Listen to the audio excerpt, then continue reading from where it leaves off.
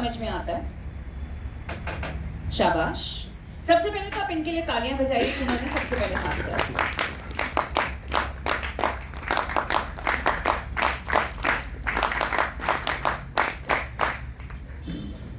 At first, good afternoon, ma'am.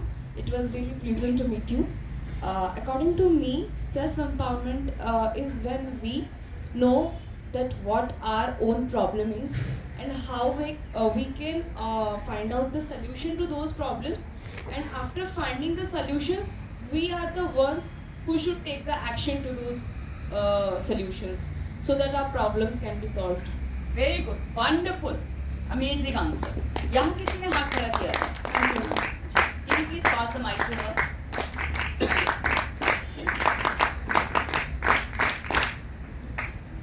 Good afternoon, ma'am. Ma'am, according to me, Atmanirbharta is about the freedom to think, the freedom to speak, and Atmanirbharta is truly about defending yourself in all spheres of life. Thank you. Very good, very very good. Anybody else? कोई और बताना चाहेगा? शाबाश. Can you please pass the mic to her?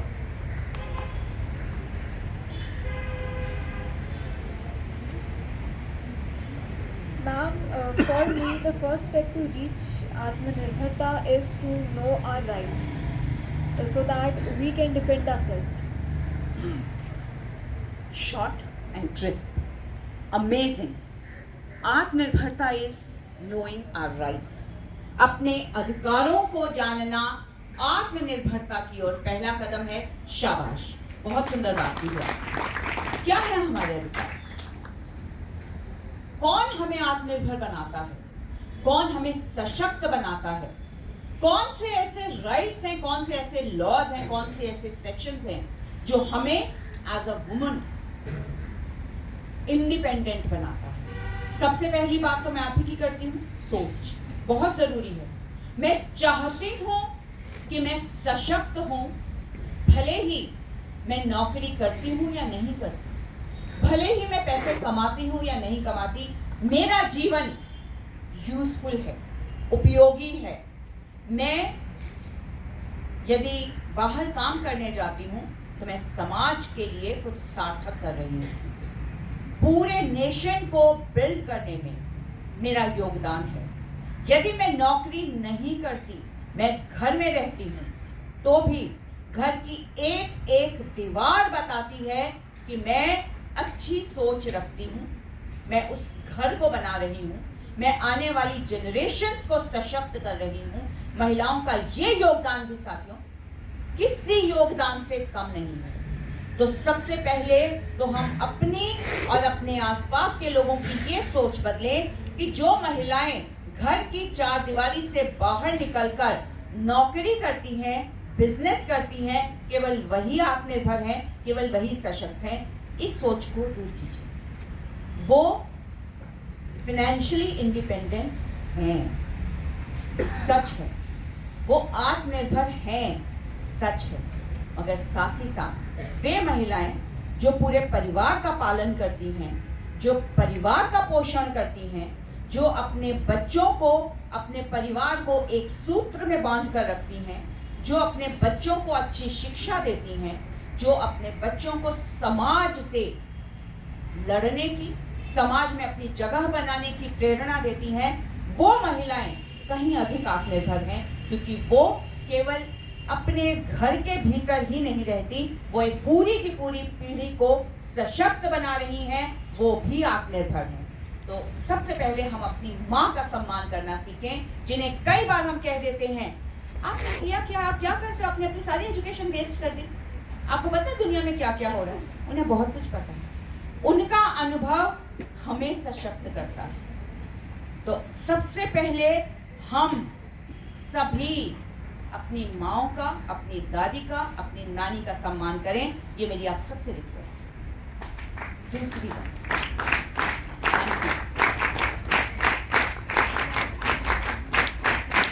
मैं सभी अधिकारियों को कहना चाहती हूँ, जो आपका ताली बजाने का तरीका ये मुझे बहुत पसंद आया, शुक्रिया.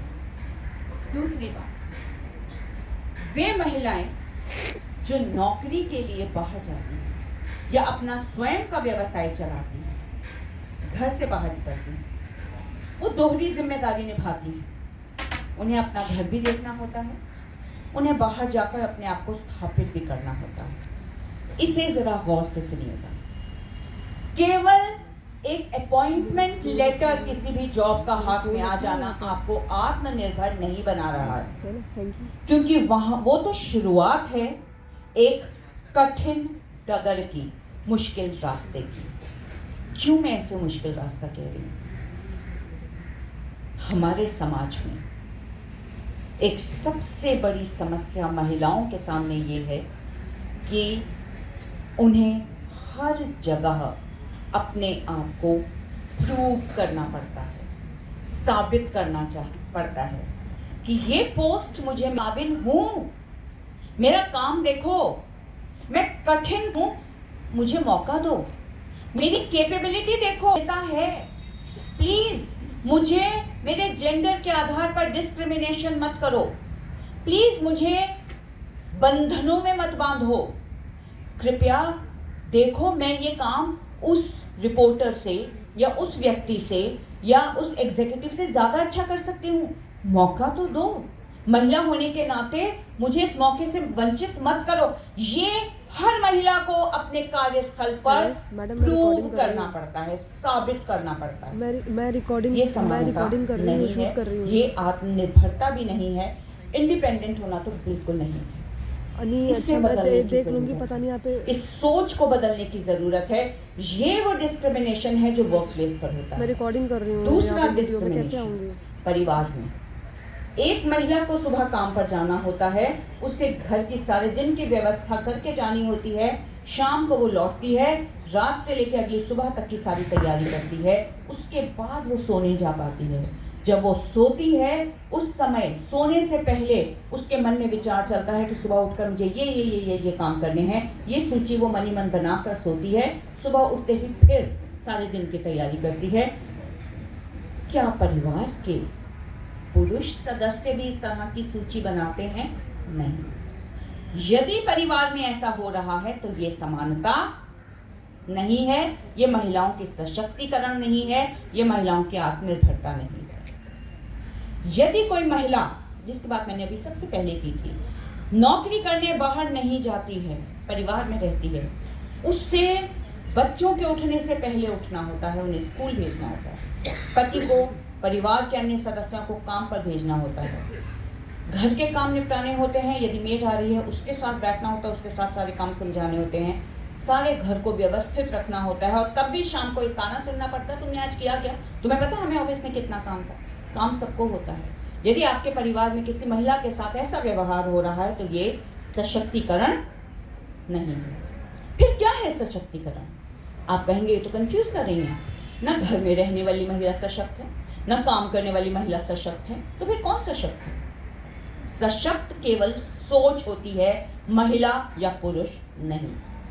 यदि सुबह से शाम तक ऑफिस में काम करने वाली महिला को आकर अपनी पूरी की पूरी सैलरी किसी ना किसी के हाथ में सौंप देनी होती है, उसे अपना मन से कुछ खर्च करने का अधिकार नहीं है, तो वो इंडिपेंडेंट नहीं है फाइनेंशियली, वो केवल एक और जगह काम कर रही है। मैं देखूंगी, फ्री हुई तो ही आ पाऊंगी। आपके सामने ये वाली सारी बातें क्यों कर रही हूँ? क्योंकि आज से कुछ वर्षों बाद आप भी जब एक स्ट्रॉन्ग महिला के रूप में समाज में अपनी जगह बनाएंगी, आपको निश्चित करना होगा कि आपको किस सीमा तक आत्मनिर्भर बनना है, या मेरी बात सुनिए आपने, आपको किस सीमा तक आत्मनिर्भर बनना है, या बिना सीमा के बंधन को देखे आत्मनिर्भर बनना है। मैं स्वच्छंद निरंकुश होने की बात नहीं कर रही हूं, लेकिन महिलाओं पर ही सीमा का बंधन क्यों लगाया जाए?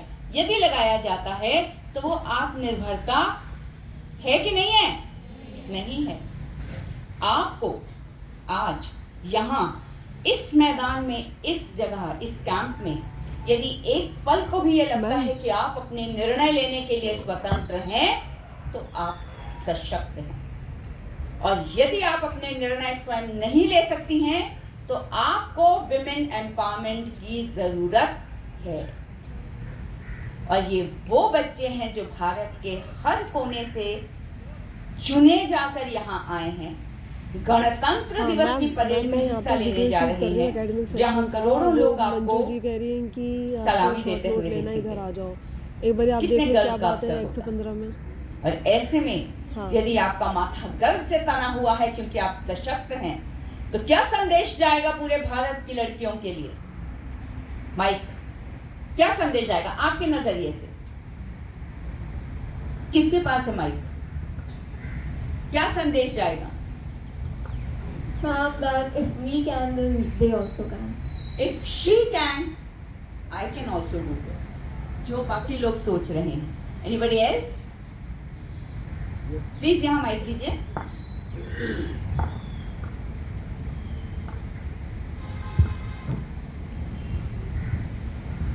Dream it, stick on it, and work hard for it. Wonderful, amazing. Anyone else? पीछे से कोई जवाब नहीं आ रहा हमारे पास. लास्ट रोज आप में से कोई बताना चाहेगा? जब आप रिपब्लिक डे की परेड में शान से अपना माथा ऊंचा करके चलेंगे, तो क्या मैसेज जाएगा उन सब लड़कियों पर जो आपको देख रहे हैं? एनीवन? ऑलराइट, या Good afternoon, ma'am. Well, stepping in the Kartavya Path is a really proud moment for every girl. But it is also very proud to the girl who is sitting in front of a TV and watching us, because I was once that person who was seeing the persons in RDC, Kartavya Path or Rajpath, and today now I'm here who I motivated myself seeing them, and I really believe there is someone out there who can believe in themselves and step forward, take a step and work hard to win that thing. So thank you. इनके लिए तालियां कौन बजाएगा? बहुत सुंदर बात कही आप. Awesome.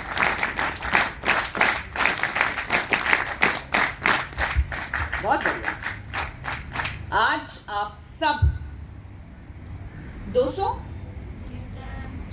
200 लड़कियां पूरे भारत की लड़कियों के लिए प्रेरणा है, क्योंकि हम सबका सपना होता है कर्तव्य पथ पर शान से आगे बढ़ना. ये मौका आपको मिला है सशक्तिकरण की दिशा में. ये आपका पहला कदम है, और मैं बिल्कुल यही उम्मीद करती हूँ कि ये कदम पहला भले ही हो, आखिरी बिल्कुल नहीं होगा. इधर बैठोगे. आपकी सरिता मैम आ गई हैं, एक बार उनका स्वागत किया जाए. बैठो बैठो.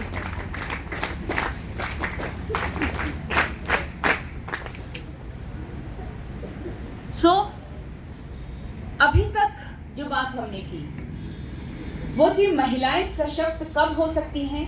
जब वो आत्मनिर्भर होंगी. और आत्मनिर्भरता से तात्पर्य हमारा ये है कि या तो वे इंडिपेंडेंट फाइनेंशियली हो, और अगर फाइनेंशियली इंडिपेंडेंट नहीं भी होती तो भी अपनी सोच में आत्मनिर्भर हों, क्योंकि धन से ज़्यादा महत्वपूर्ण है सोच.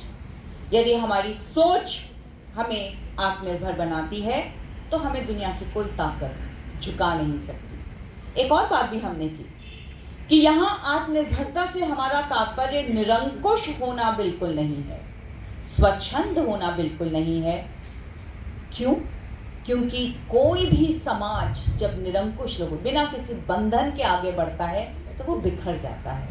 और हम महिलाएं चाहे कितनी सशक्त क्यों ना हो जाए, अपने परिवार को या अपने समाज को कभी भी बिखरने तो नहीं देती, है ना?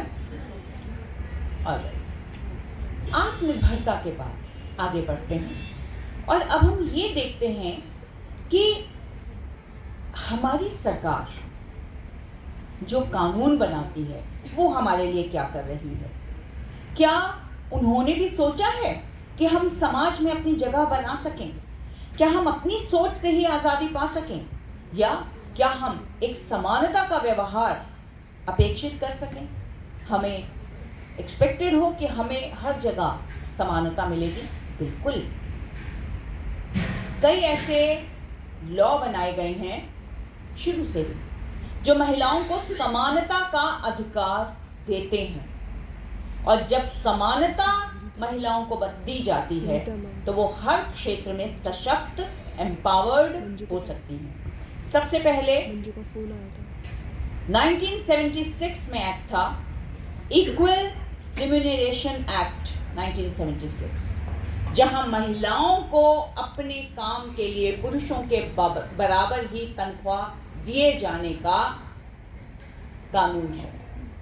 किसी क्षेत्र में जेंडर के आधार पर सैलरी बांटते हुए डिस्क्रिमिनेशन नहीं किया जा सकता।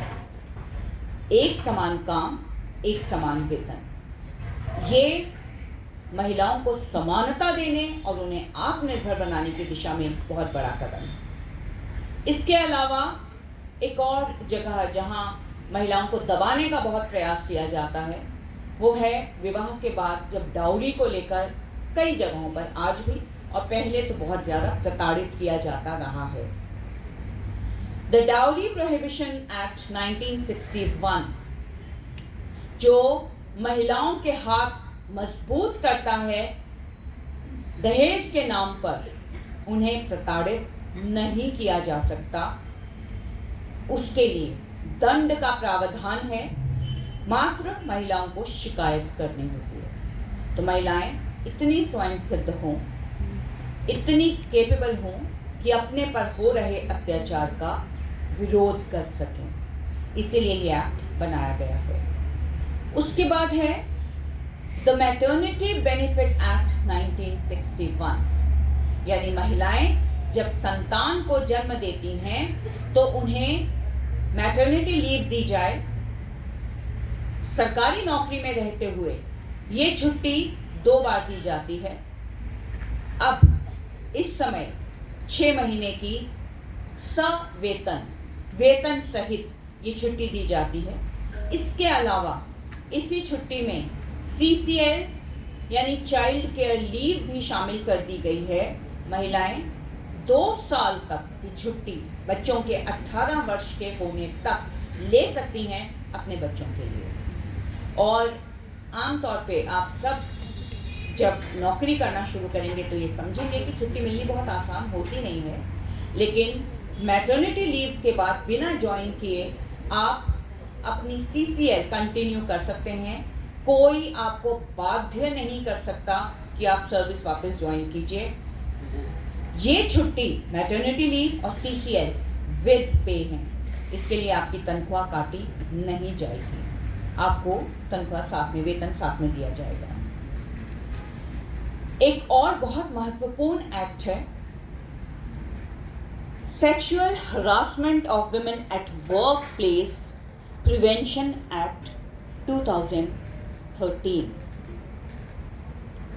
कई बार महिलाओं को अपने वर्क प्लेस पर जहां वो काम करती हैं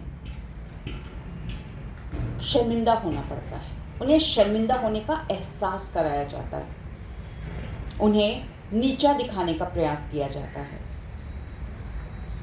इसके बारे में अभी हमने थोड़ी देर पहले बात की थी कि महिलाओं को स्वयं को प्रूव करना पड़ता है कि मैं ये काम कर सकती हूँ, और तब कहा जाता है ना छोड़ो, आप नहीं कर सकती, आप औरत हो ना, आप में इतनी ताकत नहीं है। ये कानूनन अपराध है अगर आप में से किसी को भी ऐसा कुछ कहा जाता है।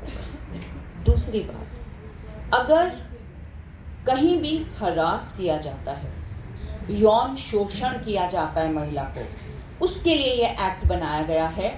हर ऑफिस में कंपलसरी है कि एक एंटी सेक्सुअल हरासमेंट कमिटी बनाई जाए, ये कंपलसरी है। और यदि कोई महिला कर्मचारी से तात्पर्य ऑफिसर से लेके क्लास 4 तक कोई भी यदि कंप्लेंट करती है, उसकी बाकायदा इंक्वायरी करना और दोषी को सजा देना उस कमेटी का मुख्य उद्देश्य है। और यदि वो कमेटी नाकाम रहती है ऐसा करने में, तो उस कमेटी के लिए दंड का प्रावधान है।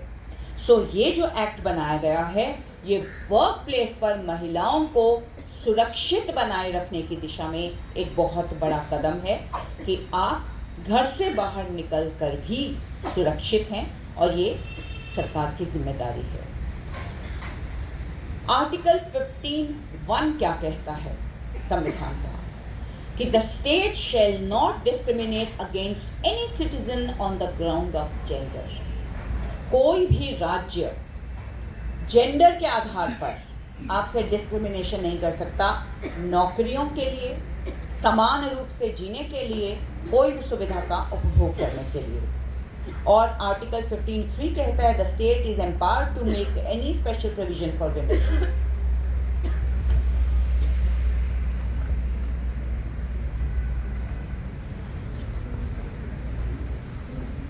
ये सेक्शन ये कहता है कि कोई भी स्टेट महिलाओं की बेहतरी के लिए, उन्हें बेहतर सुविधाएं देने के लिए कटिबद्ध है।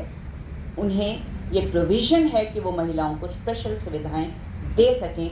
जैसे आपने देखा होगा कि ट्रेन्स में, स्पेशली मेट्रो ट्रेन में, जो दिल्ली के बच्चे हैं वो जानते होंगे, और आप सब ने भी कभी ना कभी दिल्ली आकर मेट्रो में सफ़र अवश्य किया होगा। एक स्पेशल बोगी बनाई गई है जो केवल महिलाओं की, जिसमें पुरुष नहीं बैठ सकते। हर बोगी में 2 सीट्स रखी गई हैं महिलाओं के लिए, ताकि वो धक्का मुक्की से बच सकें। ये जो प्रोविजंस मैंने अभी आपको बताया, मेरे पास समय बहुत कम है इसलिए मैं जल्दी से अपनी बात खत्म करूंगी। ये जो प्रोविजन सरकार द्वारा किए जा रहे हैं, हालांकि काफी सारे एक्ट हैं, अभी हम विस्तार में सबकी चर्चा नहीं करेंगे। इन सब एक्ट्स के जरिए हम कानूनी रूप से सशक्त हो रहे हैं। लेकिन मैं फिर से अपनी बात कहूंगी जहां से मैंने बात की शुरुआत की थी, कि कोई भी महिला सशक्त तभी हो सकती है जब वो यहां से, अपने मस्तिष्क से सशक्त हो। जब हम खुद सशक्त होना चाहेंगे, अपने अधिकारों के बारे में सचेत होंगे, जब हम स्वयं समाज में अपनी जगह बना सकेंगे, और अगर वो जगह हमें नहीं मिलेगी तो हम आवाज उठा सकेंगे, तभी हम एम्पावर्ड हैं। और यही एम्पावरमेंट हमें सिर्फ अपने लिए नहीं चाहिए, हमें पूरे भारत की महिलाओं के लिए चाहिए। तो आवश्यक है कि आप सिर्फ अपने लिए ना करें, क्योंकि आप एनएसएस जैसी बहुत ही निष्ठावान संस्था के साथ जुड़े हैं। मैं चाहती हूँ आप में से हर एक वॉलंटियर अपने आसपास के परिवेश को बेहतर बनाने का प्रयास करें। यदि किसी पर किसी तरह का भेदभाव हो रहा है, आप आवाज उठाएं, क्योंकि आपके हाथ में ये पावर है। और ये पावर आपको किसने दी है? स्वयं आपने, क्योंकि आप एक महिला हैं और आप समाज को एक बेहतर जगह बनाने के लिए कृत संकल्प हैं। क्यों? क्योंकि आपने एनएसएस ज्वाइन किया है। किया है? You are empowered? All of you? Just raise your hand and tell me that yes, you are empowered. Amazing. Thank you so much. You are wonderful girls and I'm so proud of you. Thank you. मैं परम सम्माननीय camp director ma'am से आग्रह करूंगी कि आज की मुख्य वक्ता के रूप में प्रभारी हमारी वक्ता को बुके देकर उनका सम्मान करें। जोरदार तालियां हमारी मुख्य वक्ता और कैंप डायरेक्टर मैम के लिए।